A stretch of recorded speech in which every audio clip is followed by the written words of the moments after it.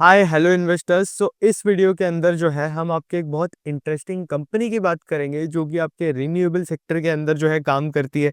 इसके साथ साथ ये कंपनी जो है आपके पावर सेक्टर, सोलर सेक्टर और डेटा सेंटर सेक्टर के लिए जो है प्रॉक्सी बनकर आती है।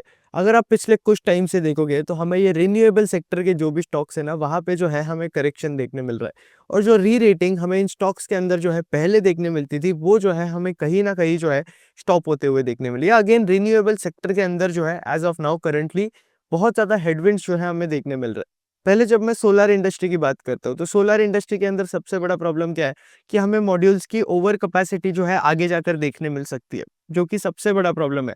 इस रीजन से आपके जो मॉड्यूल वाले प्लेयर्स है ना, उन्हें जो है री रेटिंग जो वो पोटेंशियल होता है ना, वो जो है हमें इन प्लेयर्स के अंदर देखने नहीं मिल रहा है। अब वही प्लेयर्स आगे चलेंगे जो कि आपके सेल्स के अंदर है। दूसरा, जब आप टी सेक्टर की कंपनीज को पढ़ोगे तो वहां पे आप एक चीज देखोगे कि इन कंपनीज के जो पीपीएस है ना, वो जल्दी साइन नहीं हो रहे। तो आपके पीपीएस साइन नहीं हो रहे, इस रीजन से आपके जो प्रोजेक्ट्स है ना, वो हमें डिले होते हुए देखने मिल रहे हैं। And again in EPC companies को जो है प्रॉब्लम होते हुए देखने मिल रहा है। तो यहाँ पे अगर आप देखोगे तो पहले गवर्नमेंट का क्या फोकस था कि ज्यादा से ज्यादा सोलर और विंड एनर्जी की कैपेसिटी बिल्ड करो इंडिया के अंदर। अब गवर्नमेंट का कहाँ फोकस है कि वो कैपेसिटी बिल्ड करो जो कि बॉस अपने को पैसा बनाकर दे रही है और जो कि अच्छे से काम कर रही है। तो यहाँ पे फोकस है। तो फोकस इज फ्रॉम एवरीथिंग, कुछ भी कर लो, टू सिलेक्टिव चीजें। तो यहाँ पे जो है फोकस है वो हमें मूव होता हुआ देखने मिल रहा है। तो इस रीजन से प्रोजेक्ट्स के केस में अगर आप देखोगे तो जो नंबर ऑफ प्रॉफिटेबल प्रोजेक्ट्स है वही हमें इंक्रीज होते हुए देखने मिलेंगे।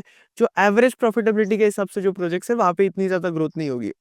फिर इसके साथ साथ यहाँ पे अगेन आपके अगर आप गवर्नमेंट साइड देखोगे तो पीपीएस जो है जल्दी साइन नहीं हो रहे। अब अगर पीपीए नहीं होता है तो इसका ये मतलब है कि आपका कोई बायर नहीं होगा, आप कोई भी प्रोजेक्ट कर लो। तो यहाँ पे अगेन अगर आप देखोगे तो अगर आपका बायर नहीं होता है तो आपका जो प्रोजेक्ट है वो कैश फ्लो नहीं कमा पाएगा। और अगर आपका कैश फ्लो नहीं कमा पाएगा प्रोजेक्ट, तो बैंक्स जो है आपके प्रोजेक्ट को फाइनेंस नहीं करेंगे। तो इस रीजन से प्रोजेक्ट्स अगर आप देखोगे तो फ्रोजन स्टेट के अंदर जो है अटक जाते हैं। और यही जो है मैक्सिमम कंपनीज के केस में अगर आप देखोगे तो हमें प्रॉब्लम होते हुए जो है देखने मिल रही है। तो यहाँ पे अगर मैं बात करूँ तो इसके पहले हम आगे बढ़े, आप लोगों के लिए एक मेजर अनाउंसमेंट है कि zero to hero stock market master class का प्राइस जो है 31 दिसंबर को जो है 3499 से 4999 होने वाला है। और पोर्टफोलियो मैनेजमेंट मास्टर क्लास का प्राइस जो है 1499 से 1999 होने वाला है। तो 31 दिसंबर के पहले ट्राई करना कि आप दोनों की दोनों मास्टर क्लास के लिए जो है रजिस्टर करके रख लेना। दोनों के लिए जो है आपको लाइफ टाइम एक्सेस मिलता है। और अभी अगर आप देखोगे तो हमें मार्केट के अंदर जो है करेक्शन देखने मिल रहा है। ये जो है सही टाइम है जब आप खुद के लिए जो है एक बहुत अच्छा पोर्टफोलियो बिल्ड करो। और इसलिए दोनों मास्टर क्लास देख लेना, एक इंडिपेंडेंट इन्वेस्टर बन जाना। और Q3 का भी अर्निंग सीजन आने वाला है, उसके लिए आई वुड सजेस्ट कि आपको ये दोनों जो है देख कर रखनी है। तो आपके Q3 के अर्निंग सीजन के लिए आधे से ज्यादा काम हो जाएगा। आधे से ज्यादा काम कैसे होगा, क्योंकि यहाँ पे मैंने ओवर 600 कंपनीज डिस्कस करी हुई है। जीरो टू हीरो के अंदर आपको फ्रेमवर्क मिल जाएगा। पोर्टफोलियो मैनेजमेंट मास्टर क्लास के अंदर आपको समझ जाएगा कि कहाँ पे क्या अपॉर्चुनिटीज है, मैंने अपना पोर्टफोलियो किस तरीके से बनाया ताकि मैं बुल रन का जो है मैक्सिमम बेनिफिट ले सकूं। तो मास्टर क्लास का लिंक कमेंट सेक्शन के अंदर है। 31 दिसंबर को प्राइस इंक्रीज हो रहा है, उसके पहले जो है आप रजिस्टर कर लेना। अब यहाँ पे जब मैं कंपनी की बात करता हूँ तो हम जो है केपीआई ग्रीन एनर्जी का जो है इस वीडियो के अंदर डिस्कशन करने वाले। तो केपीआई ग्रीन एनर्जी के अगर आप देखोगे तो नंबर जो है हमें बहुत सारे क्वार्टर से जो है सॉलिड नंबर्स देखने मिल रहे हैं। लेकिन पिछले एक साल से अगेन अगर आप देखोगे तो स्टॉक जो है हमें कहीं का कहीं नहीं जो है जाते हुए देखने मिला है। और इसके साथ साथ कंपनी इतना ज्यादा फास्ट जो है ग्रो कर रही है, बट स्टिल अगर आप देखोगे तो पी अगेन कंपनी जो है 1920 के पी के आसपास जो है हमें ट्रेड करते हुए देखने मिलती है। अब इस कंपनी के अंदर भी वही इशू चल रहा है जो कि आपकी सोलार और रिन्यूएबल कंपनीज के अंदर चल रहा है कि नंबर्स अच्छे आ रहे हैं बट री रेटिंग हमें नहीं देखने मिल रही है। और अगेन इन कंपनीज को 20 से 30 के ऊपर की जो है मार्केट वैल्यूएशन नहीं दे रहा। एज ऑफ नाउ जब आप देखते हो तो इस कंपनी के प्राइस को अगर आप देखोगे तो एज ऑफ नाउ कंपनी का स्टॉक जो है हमें स्टेज 4 के अंदर जाते हुए देखने मिल रहा है। तो यहाँ पे अगेन कहीं ना कहीं जो है ना, जब कंपनी किसी भी कंपनी स्टेज 4 के अंदर जाती है ना, तब कहीं ना कहीं आपको समझ जाता है कि मार्केट इस कंपनी को या इस सेक्टर को जो है रिवॉर्ड नहीं कर रहा है, या फिर यहाँ पे कुछ ना कुछ जो है ओवरहैंग चल रहा है। अगेन आपको टेक्निकल चीजें जो है फंडामेंटली जो है करेक्ट कनेक्ट करते आनी चाहिए। यही सारी चीजें जो है ना, मैंने आपको बहुत डिटेल के अंदर जीरो टू हीरो के अंदर सिखाया हुआ है। तो यहाँ पे अगर आप देखोगे तो ओवरऑल पीपीएस का इशू है, फंडिंग का थोड़ा इशू है। इस रीजन से स्टॉक भी अगर आप देखोगे तो स्टेज 4 के अंदर चल रहा है। अब कंपनी क्या बिजनेस करती है पहले हम वो समझेंगे, क्या सेगमेंट्स है इनके, कहाँ प्रॉब्लम चल रही है और कहाँ ग्रोथ पोटेंशियल है। वो सारी चीजें जो है हम इस वीडियो के अंदर डिस्कस करेंगे। तो यहाँ पे अगर आप देखोगे तो Q1 के अंदर कंपनी ने अबाउट 614 करोड़ का रेवेन्यू बनाया। पैट इन्होंने जो है 111 करोड़ का बनाया। फिर इसके साथ-साथ कंपनी के केस में अगर आप देखोगे तो इनका टारगेट है कि ये लोग आपका 10 गीगावाट प्लस के आसपास की जो कैपेसिटी है, वहाँ पे पहुँच जाए 2030 तक।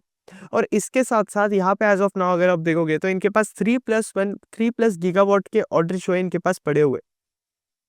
इसके साथ-साथ कंपनी के केस में अगर आप देखोगे तो इनका सीपीपी और आईपीपी ये 2 सेगमेंट है जिसके अंदर हमें जो है कंपनी काम करते हुए देखने मिलती है।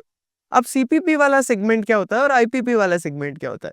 जब मैं सीपीपी वाले सेगमेंट की बात करता हूँ तो यहाँ पे क्या होता है, आप सीपीपी वाले सेगमेंट को ईपीसी प्रोजेक्ट्स की तरीके से समझ सकते हो। जैसे कि टाटा आकर जो है केपीआई ग्रीन एनर्जी जैसी कंपनीज़ को ऑर्डर देगा, वो कंपनीज़ टाटा जैसी कंपनीज़ के लिए जो है ऑर्डर एग्ज़ीक्यूट कर देगी।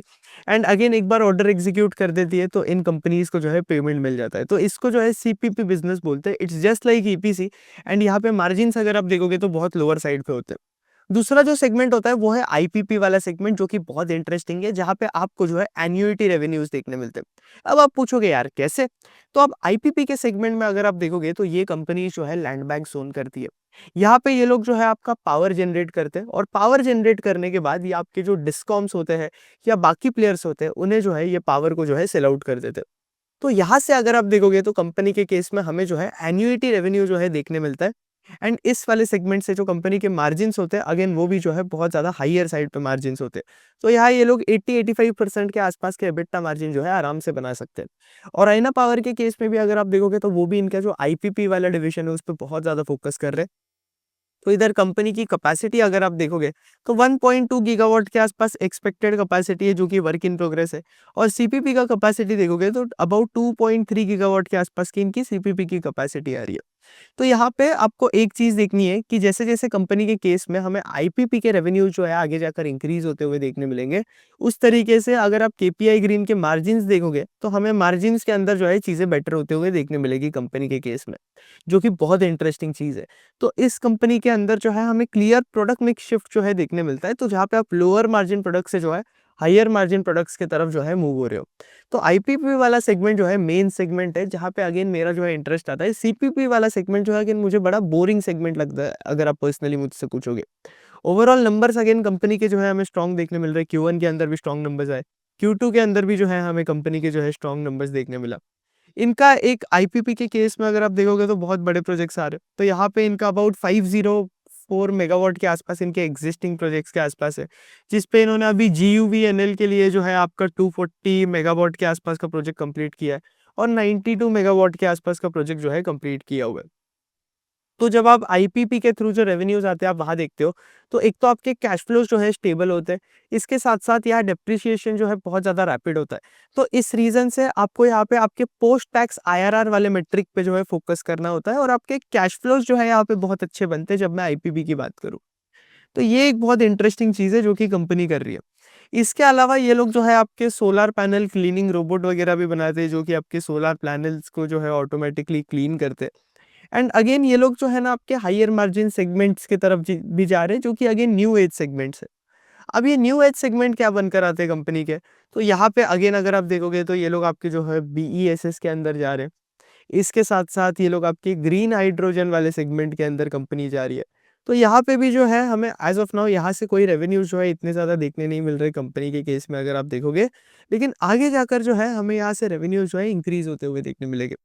अब बीएसएस के अंदर आई थिंक जो कंपनी सोल्ली काम कर रही है वो एज़ ऑफ नाउ तो मुझे ओराइना पावर ही लगती है, जिनको एक्चुअली बीएसएस के प्रोजेक्ट जो है मिल रहे हैं और वो चीज़ें जो है एग्जीक्यूट कर रहे हैं।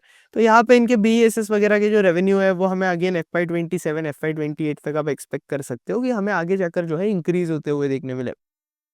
तो यहाँ पे अगेन मेन कंपनी के जो आईपीपी के रेवेन्यू शेयर है वो जो है हमें अगेन साइन होते हुए देखने मिलेंगे। तो FY27 तक वहाँ से जो है हमें रेवेन्यू विजिबिलिटी मिल सकती है। तब हम बोल सकते हैं कि यार कंपनी के केस में हमें ग्रोथ इन मार्जिन जो है अच्छी खासी देखने मिल सकती है। फिर इसके साथ-साथ यहाँ पे अगेन अगर आप बात करोगे तो कंपनी के प्रमोटर का जो है अच्छा खासा एक्सपीरियंस रहा है। ओवर 2 डेकेड का इनका एक्सपीरियंस रहा है आपके रिन्यूएबल एनर्जी सेक्टर के अंदर। इसके साथ-साथ यहाँ पे अगेन अगर आप देखोगे तो ये लोग जो है आपके लॉन्ग टर्म पीपीएस साइन करते हैं। जब आपके पीपीएस जो है लॉन्ग टर्म होते हैं तब अगेन अगर आप देखोगे तो आपके प्रोजेक्ट्स के लिए जो रेवेन्यू विजिबिलिटी होती है ना वो भी जो है कंपैरेटिवली ज़्यादा होती है। तो यहाँ पे क्लियरली अगर आप देखोगे तो ये आपका जो ग्रुप है ये 15-20 ईयर्स के पीपीएस जो है साइन कर रहा है आपके आईपीपी कैपेसिटीज़ के लिए। इसका ये मतलब है कि यहाँ पे इन कंपनीज़ के जो आईपीपी कैपेसिटी वाला सेगमेंट है, यहाँ पे हमें 15 से 20 साल तक जो है अच्छी खासी रेवेन्यू विजिबिलिटी देखने मिल सकती है। फिर इसके बाद अगेन अगर आप देखोगे तो और क्या चल रहा है कंपनी के केस में, यहाँ पे इनका सीपीपी का जो बुक है ये भी जो है अगेन बहुत ज़्यादा फास्ट पेस पे जो है कंपनी ग्रो कर रही है, यहाँ से भी रेवेन्यूज फास्ट पेस पे इंक्रीज हो रहे हैं। तो अभी जो मेजर ग्रोथ आ रही है ना वो इनके EPC segment that is CPP से आ रही है। फिर इसके बाद यहाँ पे अगेन अगर आप देखोगे तो इनके मेजर रेवेन्यूज अगेन इनका वही ईपीसी वाला सेगमेंट है, वहां से जो है हमें देखने मिलते हैं। तो यही बात बनकर आती है। ओवरऑल जब कंपनी के रिस्क की मैं बात करूं तो यहाँ पे हमें प्रोजेक्ट एग्जीक्यूशन रिस्क देखने मिल सकता है कि आप प्रोजेक्ट तो कर रहे हो लेकिन उस प्रोजेक्ट के पीपीएस अगर आप देखोगे तो साइन नहीं हो रहे। अभी एक और बहुत बड़ा प्रॉब्लम चल रहा है कि टीएनडी का जो इंफ्रास्ट्रक्चर है ना वो रेडी नहीं है। अब ये टीएनडी वाला इंफ्रास्ट्रक्चर रेडी ही नहीं है तो ये ईपीसी प्रोजेक्ट्स कैसे कुछ काम करेंगी, क्योंकि आपके प्रोजेक्ट को फाइनेंसिंग ही नहीं मिलेगी। तब आप काम कैसे करोगे उस प्रोजेक्ट पे। तो ये भी जो है अगेन एक बहुत बड़ा रिस्क जो है ना अगेन हमें यहाँ पे जो है हाईलाइट होते हुए देखने मिल रहा है। तो आपके प्रोजेक्ट अगर एग्जीक्यूट नहीं हो पाते तो अगेन कंपनी इसके रेवेन्यू विजिबिलिटी अगर आप देखोगे तो हमें इम्पैक्ट होते हुए देखने मिलेगी। फिर इसके साथ साथ यहाँ पे अगेन एक और कंपनी के पास रिस्क बनकर आता है आपका पीपीए टर्मिनेशन का रिस्क। अब ये पीपीए टर्मिनेशन का रिस्क क्या होता है, यहाँ पे अगर आप देखोगे तो देखो आप आपके मेजर क्लाइंट से जो है पीपीए साइन कर लेते हो, लेकिन आपका क्लाइंट सोचता है कि कल को अगर मुझे इस कंपनी से पीपीए जो है वो अपना रुकवाना है, तो वो क्या करेगा, वो सिंपली उसको यहाँ पे प्रोसीजर जो है बहुत सिंपल है, जो कि मुझे केपीआई ग्रीन के केस में अगर आप देखोगे तो पसंद नहीं आया। क्योंकि यहाँ पे अगेन बस आपको जो है 6 मंथ्स या 1 ईयर की जो है नोटिस देनी है, और फिर बस आपको आज जो है आपका पीपीए जो है आपको करने की जरूरत नहीं है आपके क्लाइंट के साथ। एक और बहुत बड़ा रिस्क है कि रिन्यूएबल सेक्टर के अंदर जो है हमें बहुत ज़्यादा ट्रांजिशन देखने मिल रहा है। तो हाई चांसेस है कि ये जो टैरिफ के रेट है, जो पावर के रेट जो है ये लोग इनके क्लाइंट्स के साथ डिसाइड करते हैं, वो जो है हमें चेंज होते हुए देखने मिले। क्या पता ये लोग लोअर टैरिफ रेट पे जो है सेटल हो जाए। तो ये भी चीज़ जो है हमें कंपनी के केस में जो है देखने मिल सकती है। तो अगेन ये भी जो है रिस्क रहता है कंपनी के केस में। तो केपीआई ग्रीन ओवरऑल कंपनी अगर आप देखोगे तो इनके दो ही मेन सेगमेंट है जो कि हम जो है डिस्कस कर चुके हैं। लेकिन यहाँ पे रिस्क वाइज अगर मैं देखूँ तो कंपनी के केस में मुझे रिस्क जो है ना कंपैरेटिवली जो है ज़्यादा देखने मिलते हैं। और इस रीज़न से यहाँ पे अगर आप देखोगे तो कंपनी के नंबर्स अच्छे आ रहे हैं, पैट ग्रोथ जो है हमें अच्छी खासी देखने मिल रही है कंपनी के केस में, लेकिन मार्केट रिवॉर्ड नहीं कर रहा है। यहाँ पे मैनेजमेंट भी अगेन अगर आप कंपनी का देखोगे तो बहुत ज़्यादा ऑप्टिमिस्टिक मैनेजमेंट है, जो कि टारगेट कर रहे हैं कि अबाउट 1000 करोड़ के रेवेन्यू जो है ये लोग आईपीपी से टारगेट कर रहे हैं आपके एफआई 27 तक, जहाँ पे ये लोग 90% के आसपास का जो है EBITDA बना सकते हैं। फिर इसके साथ-साथ अगेन अगर आप देखोगे तो थोड़ा बहुत इश्यू चल रहा है सेक्टर के अंदर कि आपके जो बिड्स है ना वो जो है हमें कैंसल होते हुए देखने मिल रही है। अब बिड्स कैंसल होते हुए देखने मिलती है तो अगेन इन लोगों को जो है प्रोजेक्ट्स जो है इतने जल्दी असाइन नहीं होते। तो ये जो है एक रिस्क है। इसके साथ-साथ डेटा सेंटर के लिए इन्होंने फैक्टटेक नाम की एक कंपनी है उसके साथ जो है पार्टनरशिप कर रखी है, जहाँ पे ये आपके डेटा सेंटर्स को जो है एनर्जी प्रोवाइड करेंगे। तो ये आपके 2-3 इयर्स का जो साइट है इन वहाँ पे ये लोग काम कर रहे हैं आपके मिडल ईस्ट और इंडिया के अंदर। तो ये बात बनकर आती है कंपनी के सेगमेंट्स की। सीपीपी के अंदर अगेन अगर आप देखोगे तो और क्या चल रहा है, यहाँ पे इन्हें जो है 100 मेगावाट के आसपास का जो है ऑर्डर भी मिला हुआ है रिसेंटली। 200 मेगावाट के आसपास का ऑर्डर इन्होंने मिला हुआ है एसजेवीएन से। तो ओवरऑल यहाँ पे देखो सेगमेंट्स तो वही है सेम कंपनी के। ग्रोथ जो है आपको आईपीपी की ट्रैक करनी है कि आईपीपी की रेवेन्यू कंट्रीब्यूशन जो है हमें कितनी इंक्रीज देखने मिलती है। अब आप यहाँ एक्सपेक्ट कर रहे हो कि पी री रेटिंग हमें देखने मिल सकती है क्या, तो पी री रेटिंग आई डोंट थिंक हमें इस सेक्टर के अंदर देखने मिलेगी। जो भी ग्रोथ आएगी ईपीएस ग्रोथ से जो है हमें देखने मिल सकती है। और केपीआई ग्रीन के स्टॉक के अंदर क्या इंटरेस्ट बनता है क्या, अब again person to person depend करता है। मुझे पर्सनली अगर आप पूछोगे तो इनका बिजनेस मॉडल नहीं पसंद है, क्योंकि यहाँ पे जो है ना बहुत ज़्यादा मूविंग पार्ट्स बनकर आते हैं। तो ऐसे बिजनेसेस को जो है मैं ट्रैक करना प्रेफर करता हूँ। लेकिन अगर आप मुझे अपना पर्सनल पोर्टफोलियो पर्सपेक्टिव पूछोगे तो ऐसे बिजनेसेस अगेन मुझे पसंद नहीं आते इतना ज़्यादा। और एज ऑफ नाउ स्टॉक जो है स्टेज 4 के अंदर भी चल रहा है। तो यहाँ पे आपके रिन्यूएबल एनर्जी वाले स्टॉक्स जो है, सोलर एनर्जी स्टॉक्स जो है, वो स्टॉक्स जो है ना आपके रिलेटिव स्ट्रेंथ भी जो है हमें लूज आउट करते हुए देखने मिल रहे हैं। तो ये सारी चीज़ें जो है as of now KPI green के अंदर चले, और इस रीज़न से जो है हमें स्टॉक अगेन जो है चलता हुआ नहीं देखने मिल रहा है, क्योंकि कंपनी के केस में रिस्क ज़्यादा है और ओवरहैंग बनकर आता है कंपनी के केस में कि आगे जाकर पीपीएस हमें साइन होते हुए देखने मिलेंगे या नहीं। तो ये जो है सीन चल रहा है केपीआई ग्रीन के बारे में। बहुत ज़्यादा क्वेरीज आ रहे थे मुझे इस कंपनी के बारे में, इसलिए जो है हमने बात किया। इसके अलावा दोनों मास्टर क्लास का लिंक जो है नीचे कमेंट सेक्शन के अंदर दिया हुआ है।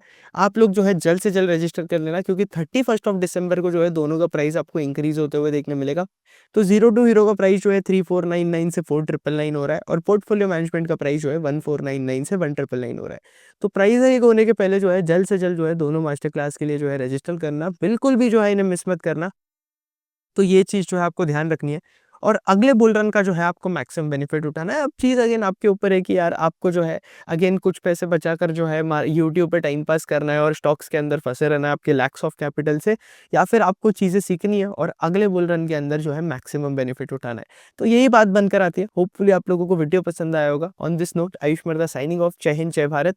और कमेंट सेक्शन के अंदर आपके कोई डाउट्स हो गए तो पोस्ट कर देना। दैट्स इट, आयुष मर्दा साइनिंग।